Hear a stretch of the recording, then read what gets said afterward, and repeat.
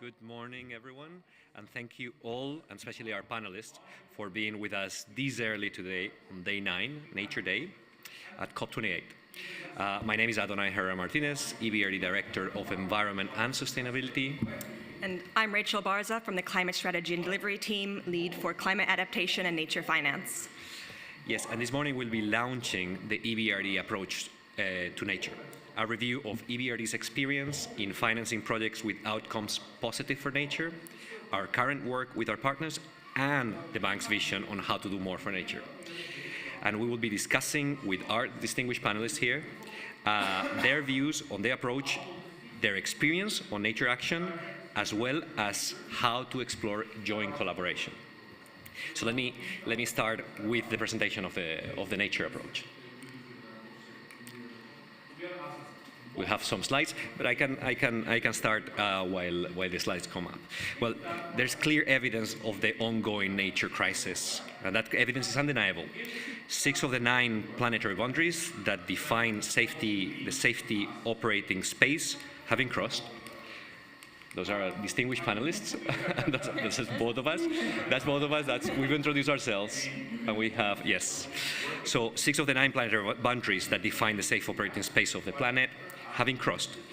For biodiversity, since the 1970s, at least 60% of the wildlife populations have been lost, and services that ecosystems provide to society continue to be grossly undervalued.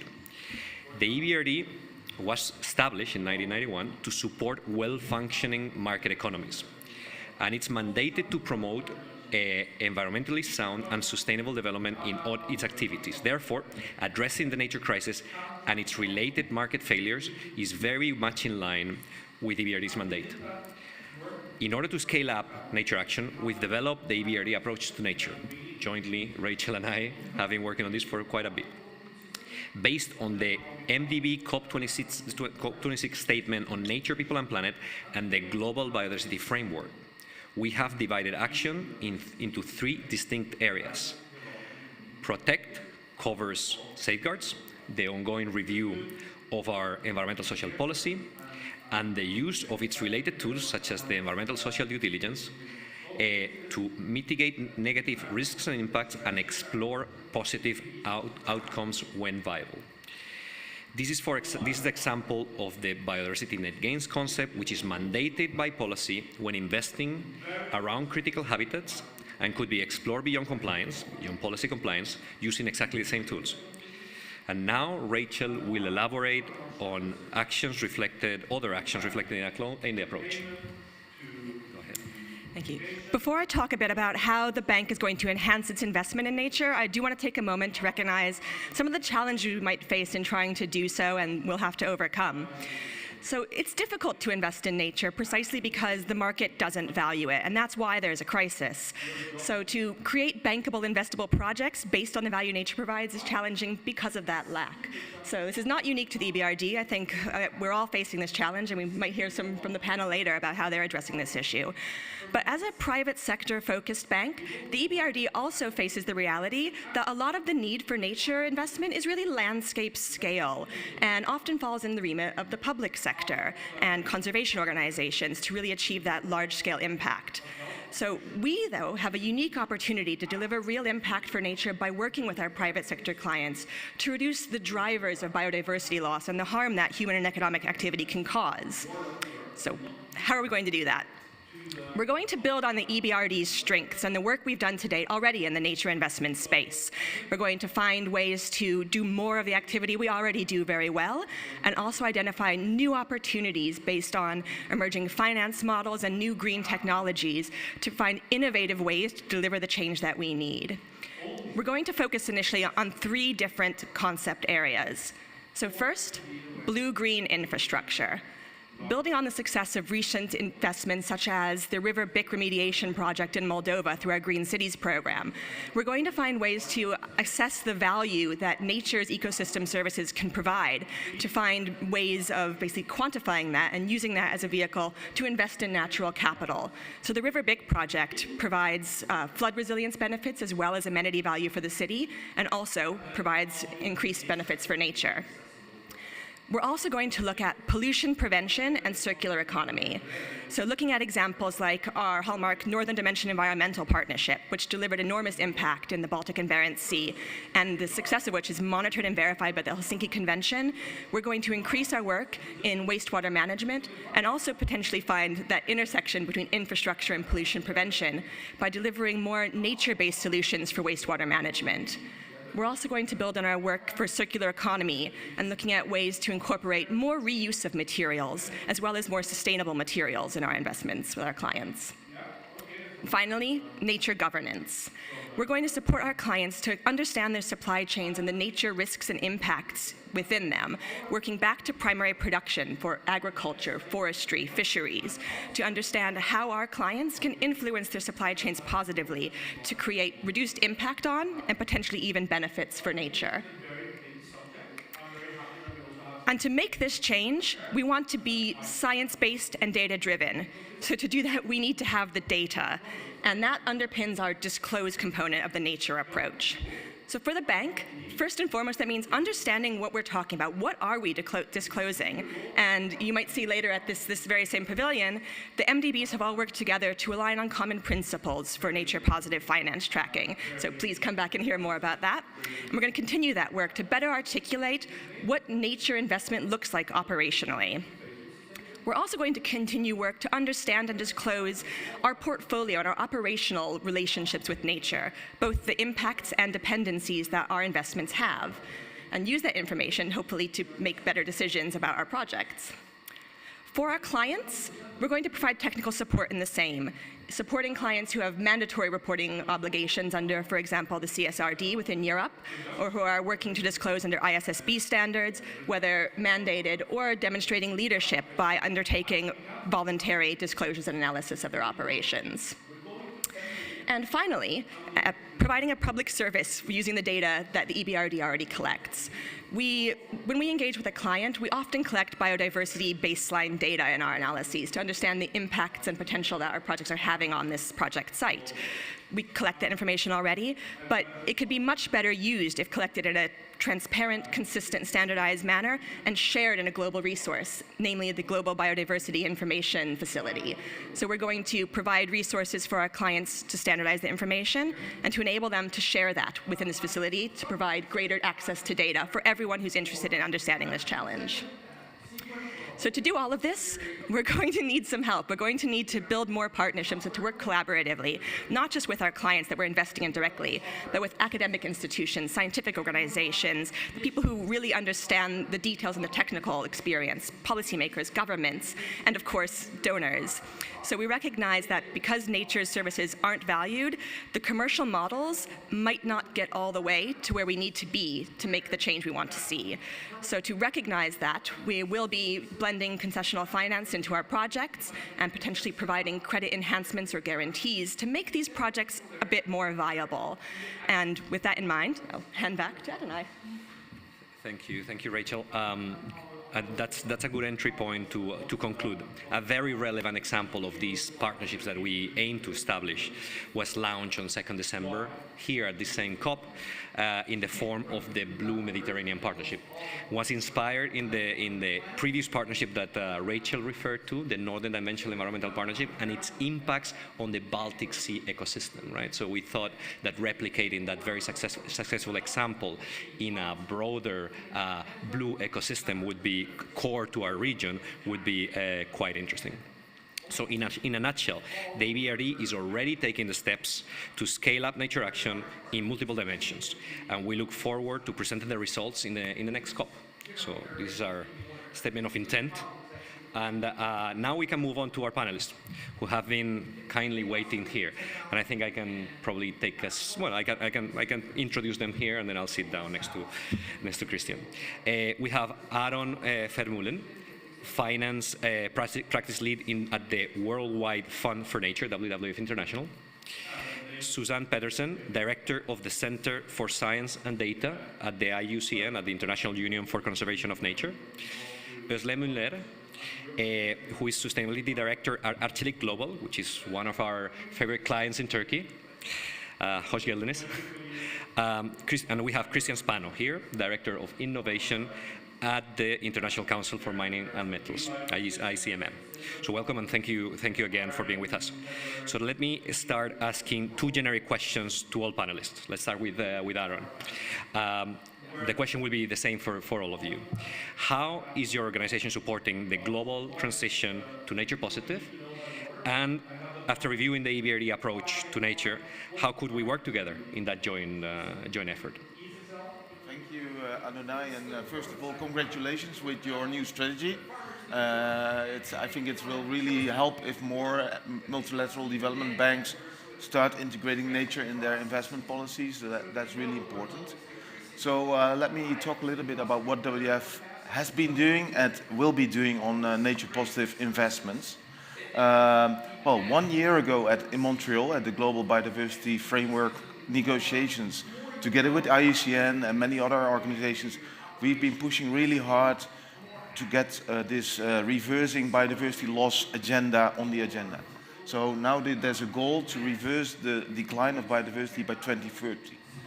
That's on top of the goal to protect 30% of the land surface by 2030 as well. So it's a pretty ambitious goal. And then on top of that, in September this year in New York, we launched the Nature Positive Initiative, which is a group of 27 non-state actors, private sector, science-based organizations and NGOs that are really getting their head around how to translate that reversing biodiversity loss by 2030 into a quantifiable target. So it's the equivalent of net zero, but then for nature.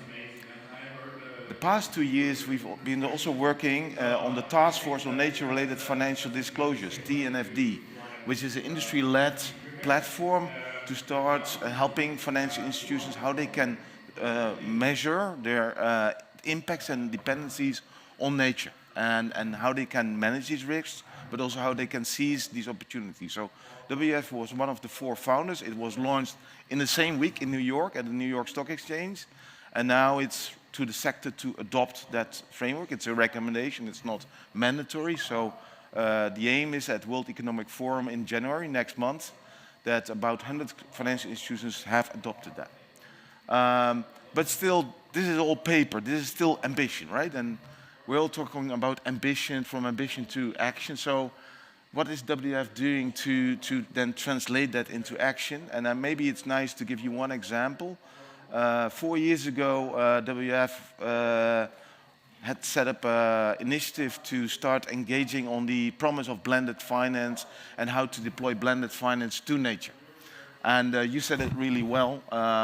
It's really hard to develop bankable projects that have a positive nature impact.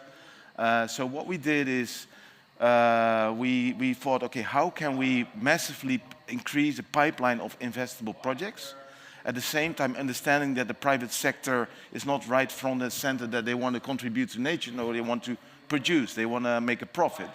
So what we added to that origination focus is this landscape approach, which was also really mentioned by my EBRD colleague. And with this landscape approach, we will be able to locate a company in a specific geographic situation and then quantify to what extent that particular company is able to reduce the pressures on nature, so the drives on nature, and also to quantify to what extent it's contributing to climate resilience. So we built a consortium with 2 banks and 2 NGOs. We secured a 160 million grant from the Dutch Ministry of Foreign Affairs.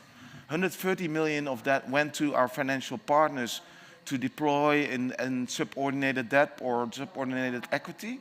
And the 30 million went to the 2 NGOs to work with private sector partners in the Global South to develop that pipeline. But also the promise was that we would raise a minimum $500 million private commercial finance into these companies. So now we're 4 years down the line.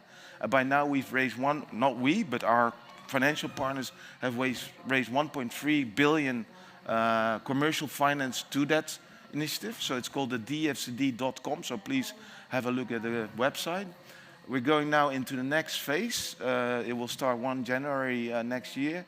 And we secured another 14 million from the Dutch government to replenish this origination facility, because the finance facility is revolving, as you might understand, to work with many more private institutions in the Global South to really contribute to nature. So you might, I see some questions on your face, so give me one example. We're working in the Atlantic forest in Brazil with a company called Concepta.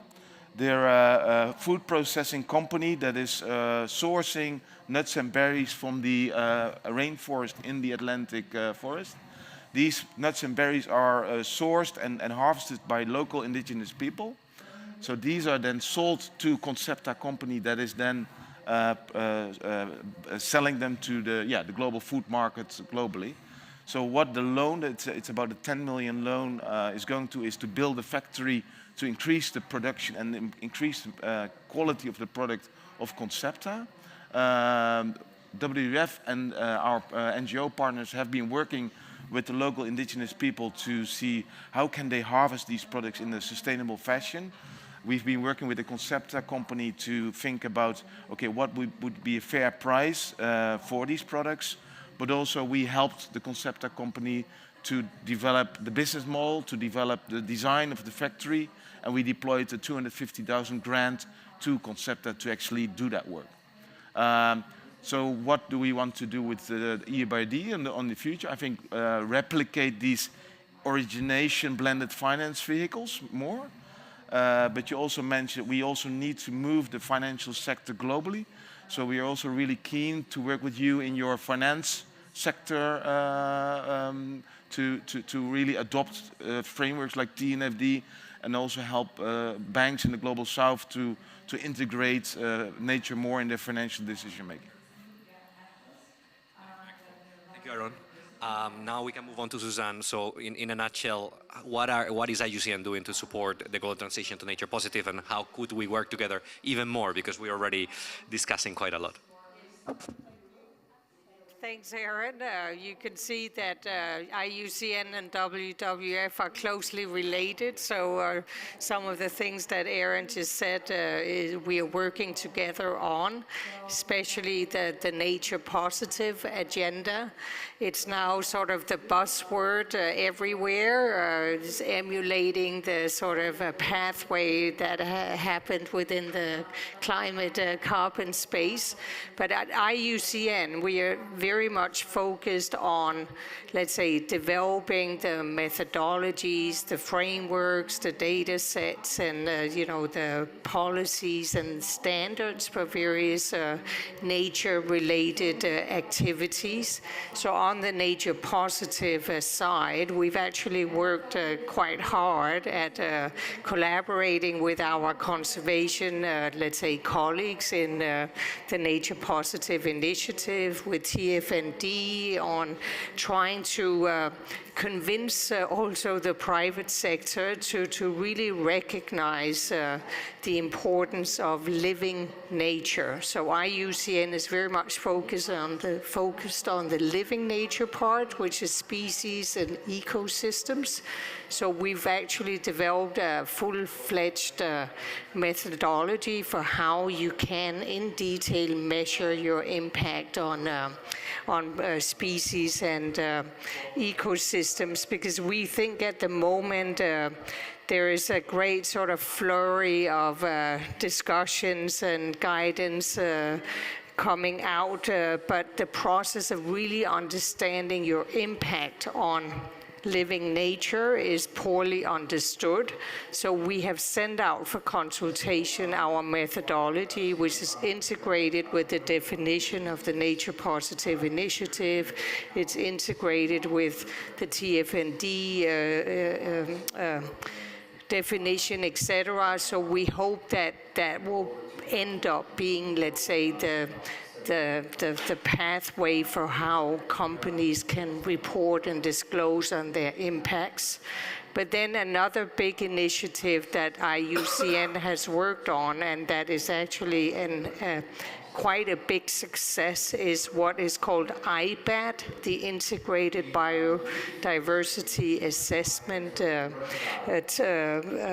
plan, and it's about 4 large conservation organizations that work together to provide access to the core databases of the world on nature, like the Red List of Threatened Species that we own at IUCN, the key biodiversity areas, hotspots owned by BirdLife International, and this is a tool that is specifically designed to the private sector, a tool where they can access data. So if a company or bank or anybody is planning a production site or set up a factory in a particular area of the world, you can access this particular tool. You can get the verified, authoritative data on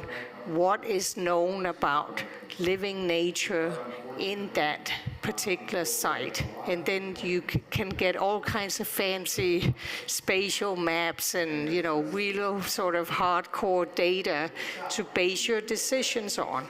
And we are really promoting and encouraging, I would say, companies to use this.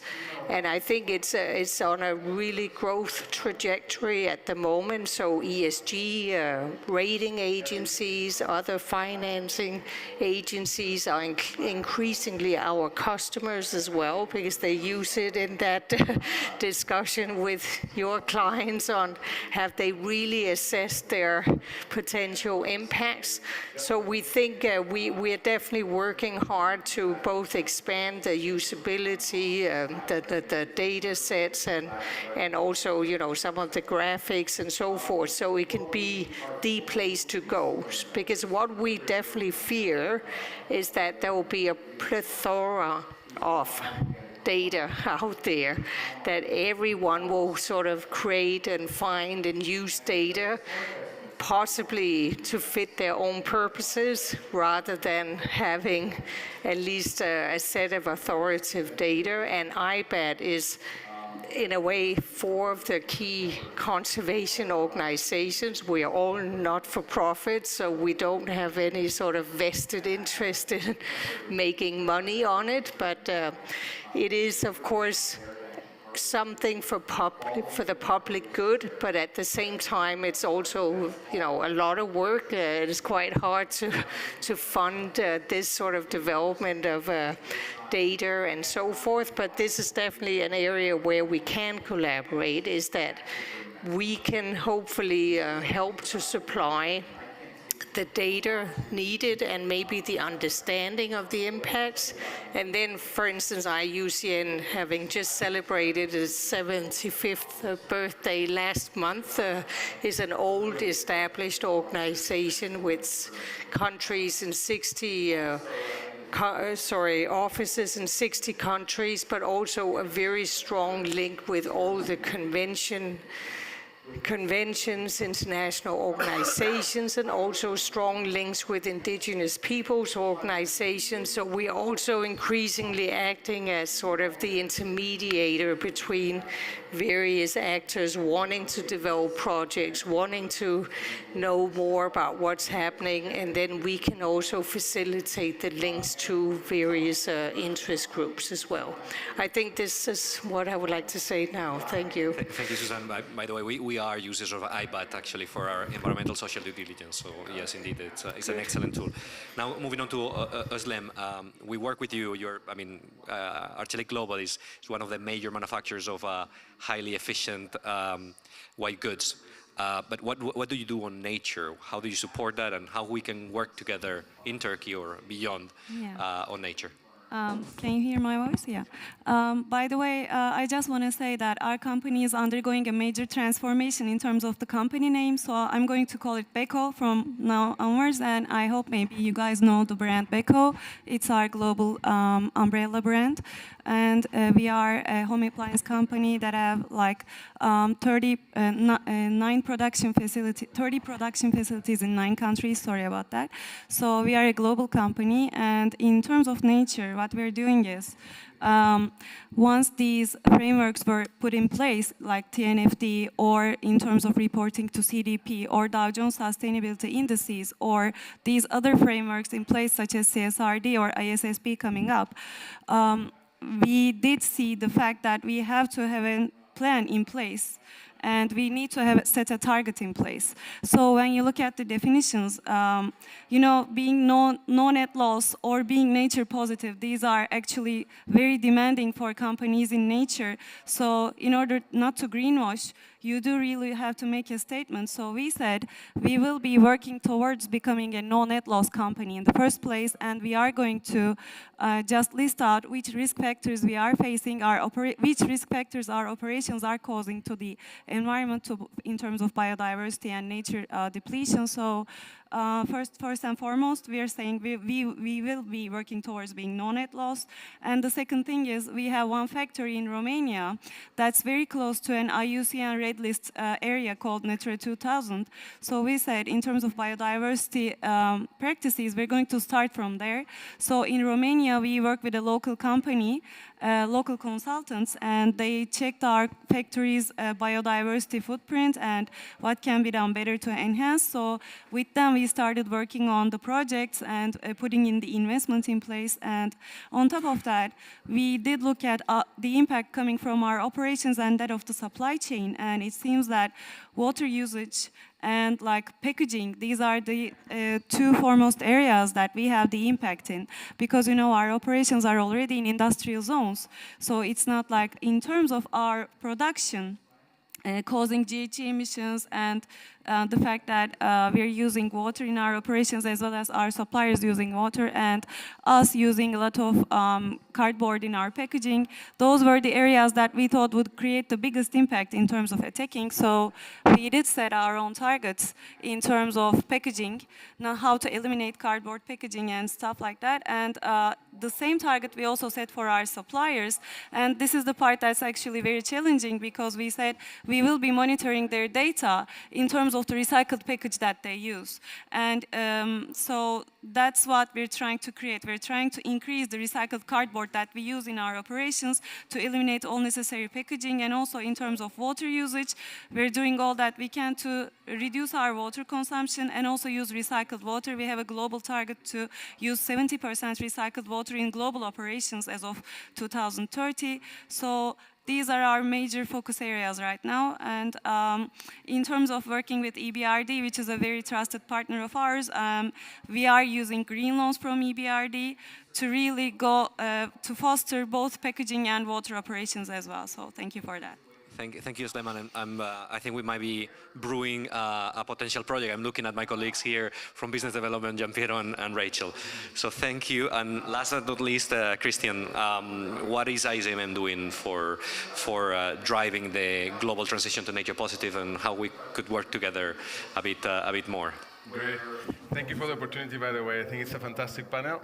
Thank you for having us, the mining industry, in the same panel with you. It's an honor.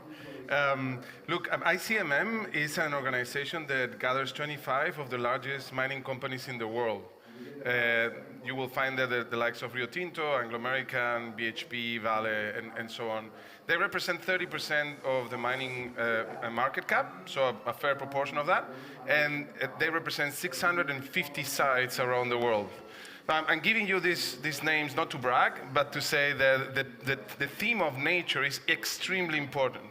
Those 650 sites are in areas where usually, obviously, resource-rich developing economies, and not all of them developing, but always in areas that are going to be linked with fair amounts of land, and many times linked to biomes that are either sensitive or very important to communities and countries.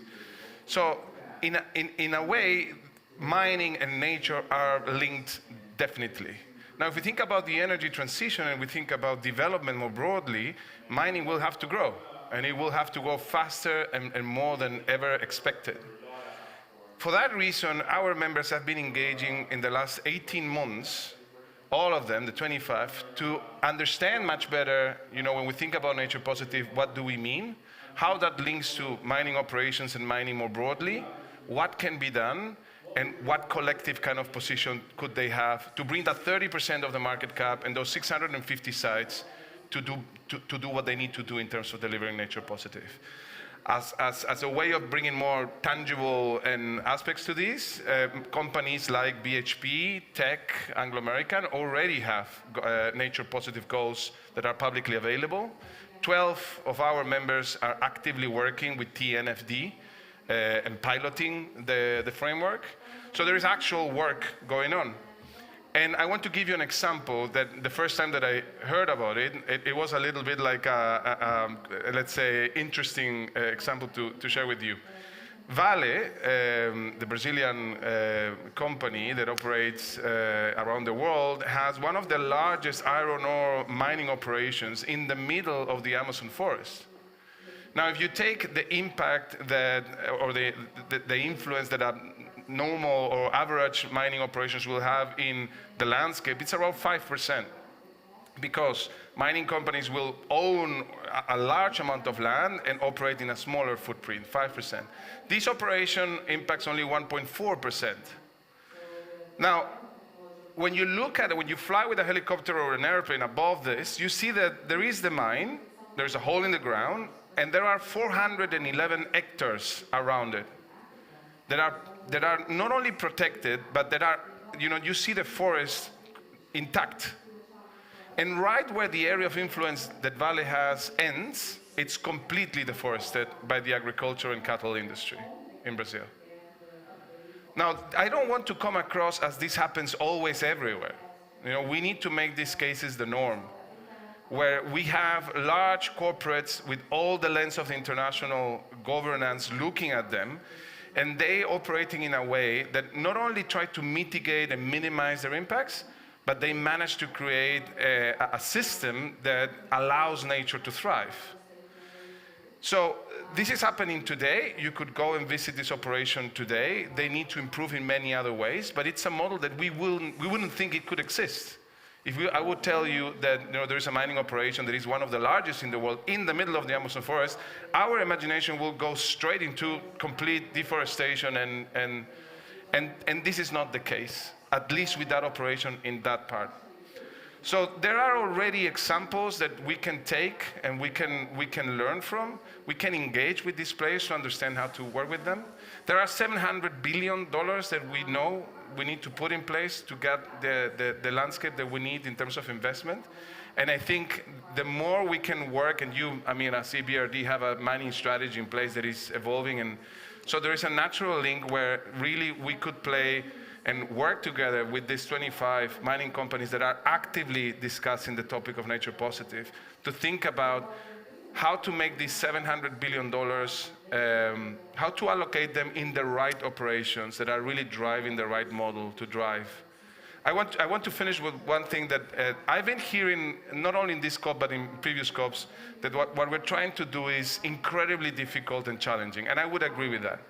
But I want to tell you that what we have done as humanity, in many aspects, has been incredible and scalable, and has reached sizes that we have never expected. Many times in the wrong things. So we have 62,000 power sites operating around the world.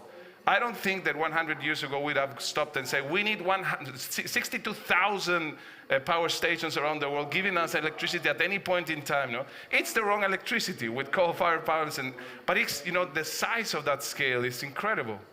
We have 1.5 billion cars around the world in 20 million kilometers of roads.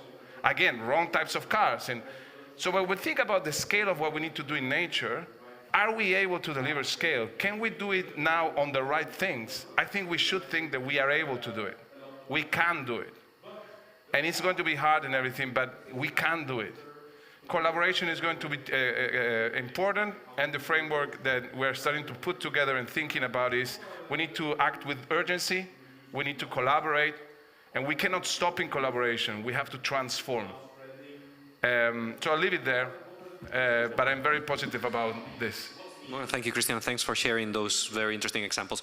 Indeed, the EBRD mining strategy was released a few days ago, and the nature agenda is central to that strategy. So basically replicating the examples that you shared with Vale in our region of operations.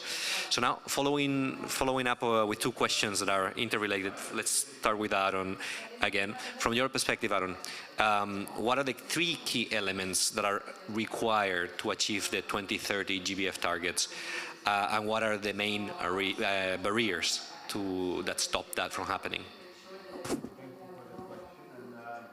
Well, I mean, as you said, money makes the world go round, right? And now we have to think about how we can make money work for nature instead of against it. So I'll refer to the targets that have been defined in the Global Biodiversity Framework that speak to money. So let me start with target 15, which is about disclosures. Well, TNFD was mentioned a couple of times. I'm really inspired by the stories that you shared, that you're already engaging on TNFD and testing it, how it works for the sectors that you work in. WWF worked with Rabobank, one of the largest agricultural banks in the world, to make a kind of a heat map of their whole portfolio, how they are exposed to nature-related risks. And then we found out that there are actually 3 areas where most of their risks are sitting. And that's the Cerrado in Brazil on soy. Then you're talking about beef in Australia and dairy in the country where I'm coming from, the Netherlands. So if they would only work with their clients, but also, as you said, in collaboration with other stakeholders to mitigate these risks, that would go a long way, right? So I think taking action on that, not only disclosing, but then also starting to take action to mitigate these risks. Okay, then target number 14 is alignment of financial flows. So it's a bit funny to see that also these 2 weeks at COP, no one is talking about target 2.1c. Does anyone know about that one? That's the most important one. That is, how are we going to align the 200 trillion of this world to the net zero target and hopefully also to the nature target? So what is needed to do that? One is that banks start to once the nature positive target is defined, and you are doing it today with the multilateral development banks, but nature positive will mean something different for private banks. But once that target is clear, they start to develop transition plans and how they're going to transition to nature positive by 2030. But then also regulators, financial regulators, play important roles. So you already see that in the European Union, the European Central Bank is playing a very important role when it comes to nature and climate and how that plays out into financial regulation, and pointing at capital requirements for banks that are not on the pathway to nature positive and net zero. Then taxonomies is also very important. The European Union has been playing a very important role in making rules on what is a green investment and what is not a green investment. And we really hope that that will now be complemented with what is a dirty investment. So it's nice that 5% of your portfolio is green, but how much is dirty? So we really hope for a brown taxonomy as well. And it's really inspiring to see that already 40 jurisdictions have copied this approach from the European on green taxonomy. So there are 40 countries where there are already taxonomies being developed. But then the most important target is target 19, which is about resource mobilization. So how are we going to drive massive amounts of money to the Global Biodiversity Framework's targets? So there's a target set for the public institutions, 30 billion by 2030, but there's another target for the other stakeholders, the private sector, and that's 200 billion, much more. So what is needed for that is, I think the hall that we're sitting on plays a crucial role in that, because they can mobilize private capital by providing concessional financial instruments. But then also you might have heard about the MDB reform. So MDBs need to be bigger, bolder, faster, and less bureaucratic, and maybe a little bit more with a bit more risk appetite.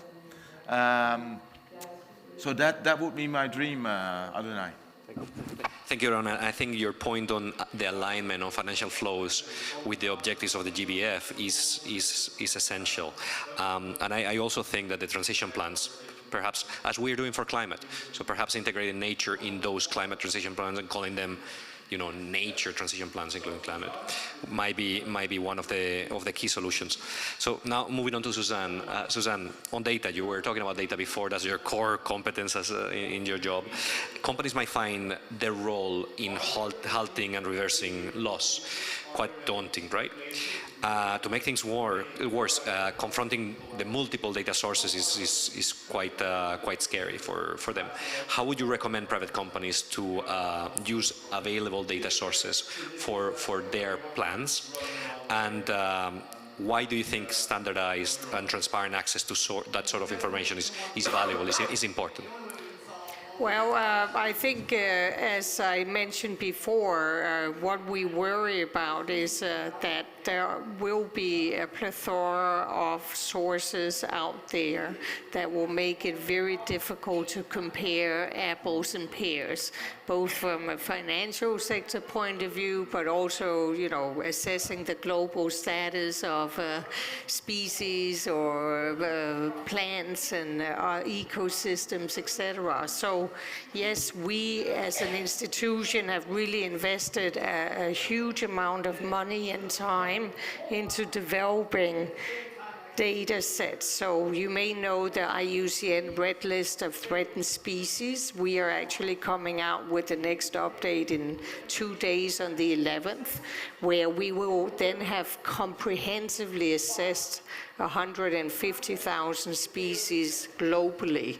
So we are the authoritative, comprehensive data provider of information about the status of species in the world.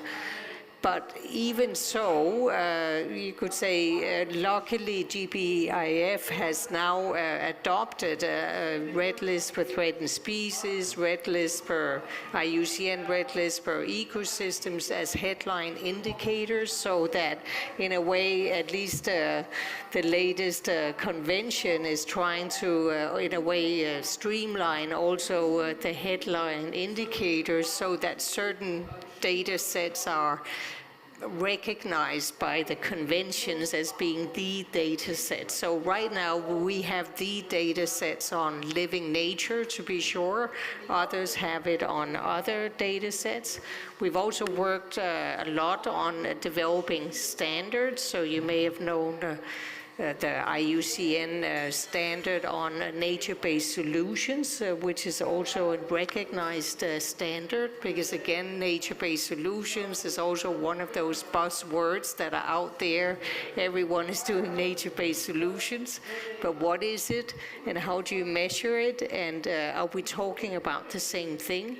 So we are all for collaborating with both the private and the financial sector, because they are really important to mobilize the funds that are necessary to restore and protect nature, but also important that we in a way speak the same language and work towards the same goal. So thank you. Thank you, Suzanne. And I'm glad you mentioned GBIF, the Global Biodiversity Information Facility. One of the actions, and for those of you that haven't seen the EBRD Nature approach, one of the actions that we included in that approach that we find as a low-hanging fruit is actually the disclosure, the sharing of our baseline biodiversity data from our projects, or the promotion of that disclosure with the GBIF. Right, and we hope that our MDB colleagues will follow suit to truly contribute to treating data like a global common, global public common. So hopefully we'll see the results soon, both in GBIF and in the red list.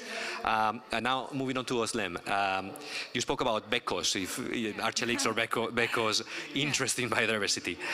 What policies or support could be better enable your company, BECO, and other companies to pursue these important projects? Yeah, thank you. Overall, I would start by saying that, before policies, I think financing institutions need to have figures. They need to put figures in place to assess their clients in terms of their biodiversity or nature damage risk. And that needs to be factored into their financing computations, I think. The funds that they flow to these private institutions, I think that's going to make a big difference if you factor in the risk factor for the biodiversity loss, right? So that, I think, is the first one. As you were saying, you were providing that to a portfolio company, right? So they should know about that risk and they should have a number attached to it. I think that's very important because once you do that, then it becomes a way for these companies to really seek that better financing option, so they start doing something about that. I think that's the first and foremost. The second thing would be governments really putting the incentives in place to really push for that, I think. For instance, they're going to collect a lot of money in terms of CBAM or ETS, and some of the funds flowing to that can be used for biodiversity projects as well, or there could be some public-private partnerships, or EBRD saying that, okay, let's have this big project with X or Y government, and let's also put in private players in that. So we need to foster that kind of collaboration. And also disclosures, and what are we doing about that? Okay, we disclose it.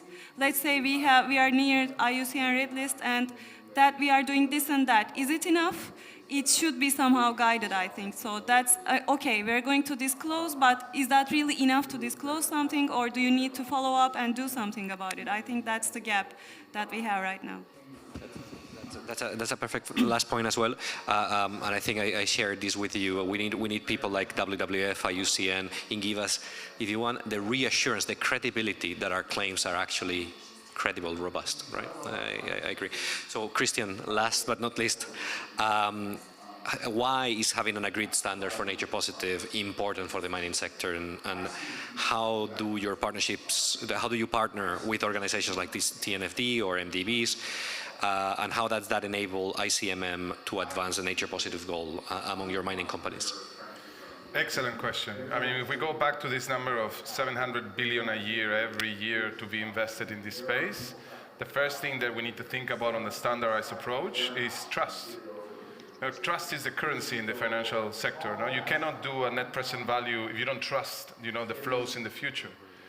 So it's not only a standard, it's a credible standard, one that everybody can actually look at it and say, I believe that this standard is going to lead to something that is deployable at scale. The second thing is to really start to show, and this is why one of the elements that we're discussing actively in our membership is urgency.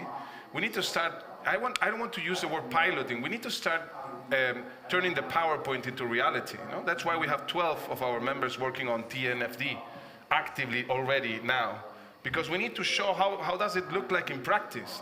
One thing is to write something on a PowerPoint or a document, another thing is to actually do it. And I want to share something that is very personal. Now, we talk about these environmental services and infrastructure as green infrastructure, environmental services. I don't think we're not making a favor to ourselves when we put them in another category. So my family, when I was from 7 till 21, our business was around a lake. And we, with a lot of effort over 25 years, we managed to put a business around a lake. Then 3 companies came to the area and depleted the aquifer to the point there was no lake anymore. That happened in 3 years. We went bankrupt, we lost our house, I couldn't go to university in 3 years. Now, if you ask me, that aquifer and that lake was infrastructure. It wasn't green infrastructure, it was clear service, equally as any other service, and it was actually the infrastructure had been resilient over millions of years. Now, if you think about the impact in the area, they had to invest millions, if not billions, the local municipality, to replicate and to solve the problem that nature had been providing for millions of years. So the problem is that when we put our category of infrastructure and services as eco-service or blue or green, they don't get the attention. We need to call them as what they are. They are infrastructure. They provide services that are valuable already. They are much more resilient than whatever we can build as human beings. And so the moment we make it real, the moment we start to work on trust, and the moment we accept that these are infrastructure equally valuable, we will be able to unlock the $700 billion a year. Can I respond to that? Of course, please. Because I really like what you said, but I don't only think that lake is a nature-based solution, but also the company of your family that has been keeping that lake intact is a part of the nature-based solution, right? So if you think about it in that way, it's much easier to invest in nature-based solutions, because if you have companies like yourselves that help restore or restore nature by reducing the pressures on nature, it's a part of a landscape approach where you can deploy massive capital to vanilla type of investments companies as long as they respect nature. Well, thank you, Christian, and thank you, Aaron, for the response. That's exactly what we want, a debate on these topics. Well, yes, thank you, Rachel. Well, thank you, Christian, and all for the participation. And we wanted to give the floor to John Sabet from Business for Nature to speak about nature strategies. Thank you. Should I? Okay. How much time should I have? 5 minutes. 5 minutes? Okay, good.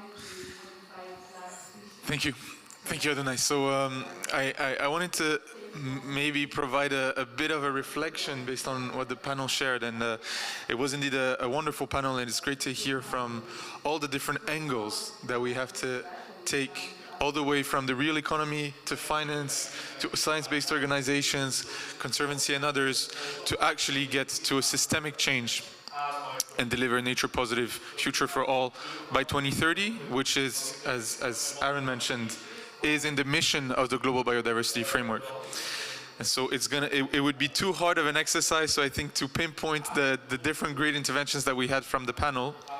But I'll try to maybe take a step back from the point of view of companies and the way that we approach it at Business for Nature. So Business for Nature is a global coalition of more than 80 organizations, including WWF, and I believe IUCN, but I should have checked before coming, and other organizations from the private sector and other places to engage with companies and financial institutions on nature positive. And because we're a coalition, we're trying to bring some alignment and some high-level views on what companies should be doing right now in their specific sectors, but also across sectors, to contribute to the nature positive global goal.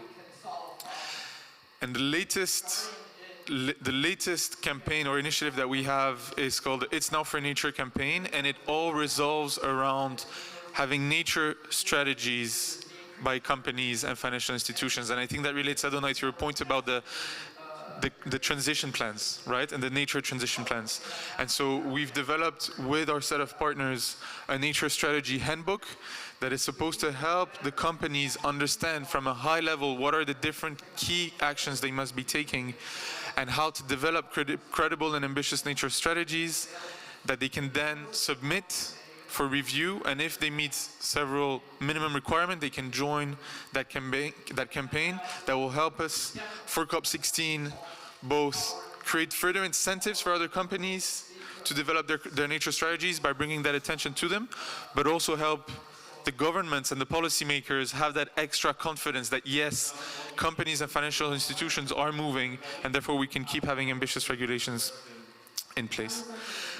And so, as part of the nature strategies, and to take a quick step back from everything we mentioned, there are 4 high-level actions that we believe are absolutely indispensable.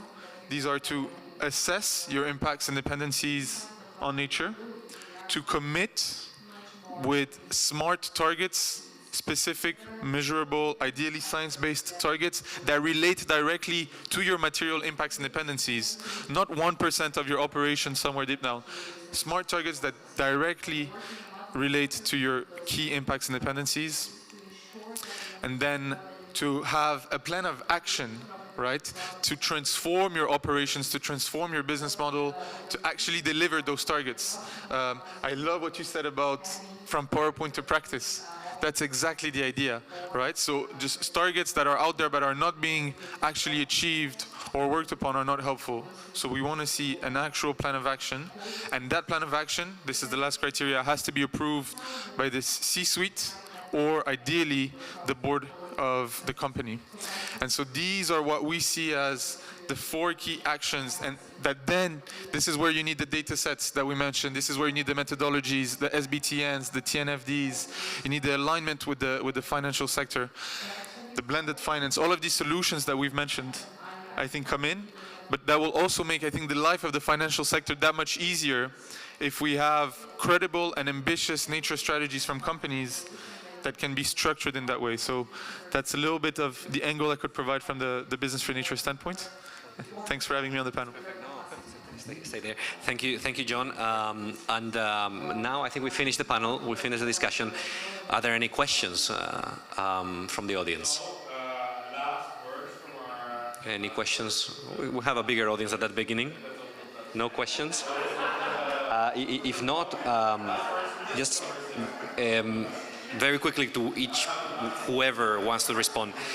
You've reviewed the nature approach, the EBRD nature approach, right? In your view, what is the entry point that we described there that holds the largest opportunity for truly scaling up nature finance? You know, Rachel described it before. We've spoken about blue-green infrastructure, pollution prevention, governance, net gains. In your views, yep, go ahead. 2 respondents, that's perfect. So we were having this conversation before the panel around trying to find blueprints that can be used as examples. I'm sorry. So blueprints that already exist, that are in the right direction, that are not small pilots, but actually operations or forests, or, you know, can we create a catalog of examples of where we can see the framework already working, approaches where we could replicate to sink the $700 billion that we need. For example, the case of Vale in Brazil.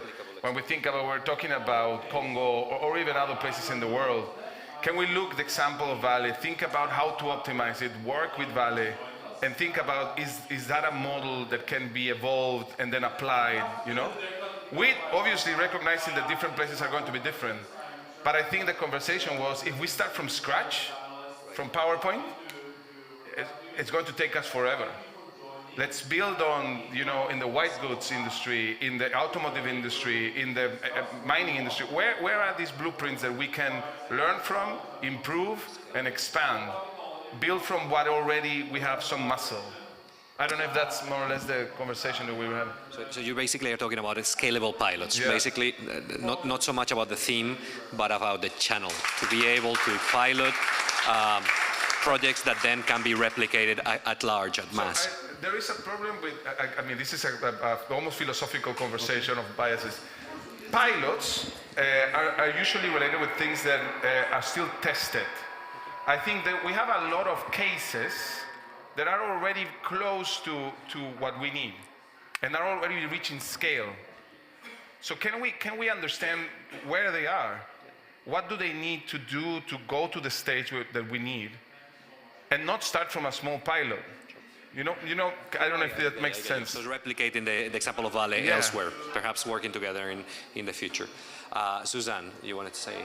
I was just thinking, earlier in my career, I was responsible for a lot of investment preparation projects in the energy sector for EBRD or EIB and so forth.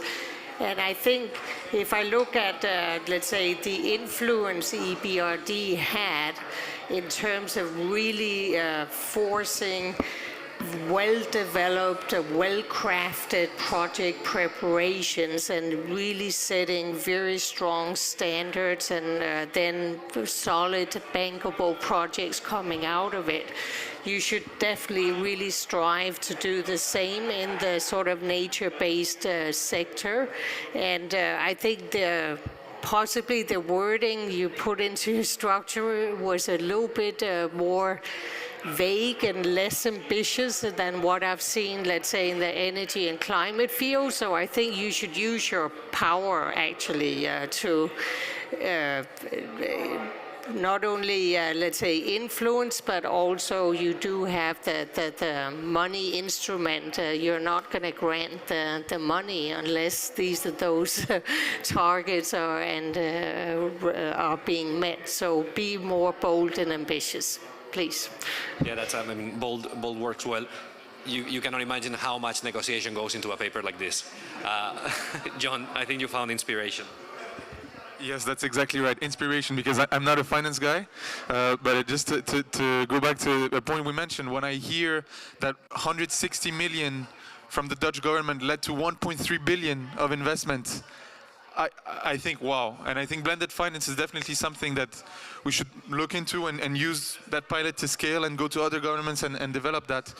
And a sub part of that is something that I hear a lot in the finance community and about aligning financial flows towards nature, is all the reflections around biodiversity credits. Now that's a very complex, difficult subject that we won't be able to completely unpack right now.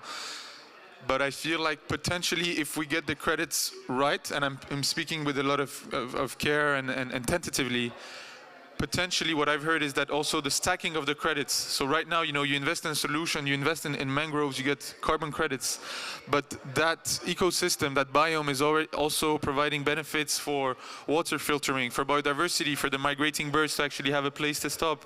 It's providing also marine life benefits, etc. So potentially, if we manage to get this right, I feel like this could also help to get to the exponential levels, to the trillions, as you were saying. Spot on. Today we are pre-launching the first global assessment of the mangroves as an ecosystem, and unfortunately we're coming out with results that about 50% of mangroves will be submerged in 2050. Due to sea level rise, to degradation, to this, that, and the other. So we really need to, let's say, use the knowledge we have and, of course, the assessments we do in a way that we not only protect, but also find ways to, in a way, price these things better. Thank you, and this is great to have this discussion. It's fantastic. I agree with you, John.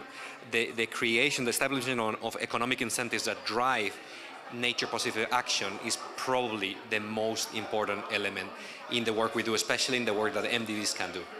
Because hardly you get compensation from nature action. So creating those markets that would encourage investment probably is the most important point we need to collectively work on. So I think we've come to an end. We still have, we haven't reached 11, but that is good. Thank you everyone for your participation. I don't know if there's any question from the audience, any other question beyond mine. So we can leave it here. Let's please thank our panelists for being here this morning. Thank you very much.